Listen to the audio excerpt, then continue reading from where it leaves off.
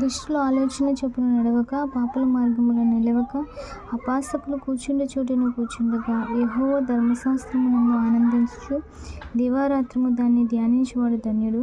అతడు నీటి కాలువల యొరన నాటబడినదై ఆకు వాడక తన కాలమందు ఫలమిచ్చు చెట్టు వలె నుండును. అతడు చేయనిదంతయు సఫలమగును. దుష్టులు అలాగు నుండక గాలికి చెదరగొట్టు పొట్టు వలె నుందురు. కాబట్టి న్యాయ విమర్శలో దుష్టులు, నీతిమంతుల సభలో పాపులను నిలువరు. నీతిమంతుల మార్గము యెహోవాకు తెలియను, దుష్టుల మార్గము నాశనమునకు నడుపును. అన్యజనులు ఎలా అల్లరి రేపుచున్నారు? జనులు ఎలా వ్యర్థమైన దాన్ని తలంచుచున్నవి? జనములు ఎలా వ్యర్థమైన దాన్ని తలంచుచున్నవి? మనం వారి కట్లు తెంపుదుము రండి, వారి పాశములను మన యొద్ద నుండి పారవేయుదుము రండి అని చెప్పుకొనుచు భూరాజులు యెహోవాకును ఆయన అభిషిక్తునికి విరోధముగా నిలబడుచున్నారు.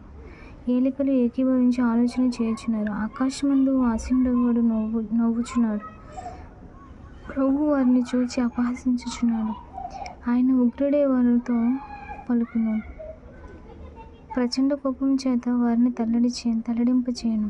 నేను నా పరిశుద్ధ పర్వతమైన సీయోను మీద నా రాజును ఆసీనునిగా చేసి ఉన్నాను. కట్టడను నేను వివరించెదను. యెహోవా నాకు ఇలాగ సెలవిచ్చును, నువ్వు నా కుమారుడవు, నేడు నిన్ను కనియున్నాను. నన్ను అడుగుము, జనములను నీకు స్వాస్థ్యముగాను, భూమిని దిగంతముల వరకు సొత్తుగాను ఇచ్చేదను. ఇనుపదండముతో నీవు వారిని నలగొట్టెదవు, కుండను పగలగొట్టినట్టు వారిని ముక్క చెక్కలుగా పగలగొట్టెదవు. కాబట్టి రాజులారా వివేకులై ఉండుడి, భూపతులారా బోధనందుడి. భయభక్తులు కలిగి యెహోవాను సేవించుడి, గడగడ వణుకుచు సంతోషించుడి. ఆయన కోపం త్వరగా రగులుకొనును. కుమారుని ముద్దు పెట్టుకుని లేని యెడల ఆయన కోపించును. అప్పుడు మీరు త్రోవ తప్పి నశించెదరు. ఆయన ఆశించు వారందరూ ధన్యులు.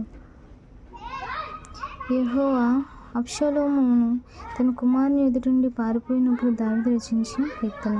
రేపటి భాగంలో చదువుకున్నాం. ఇప్పుడు కీర్తనలు 1, 2 అధ్యాయాలు చదవబడినవి. Amen. Thank you. Praise the Lord. God bless you.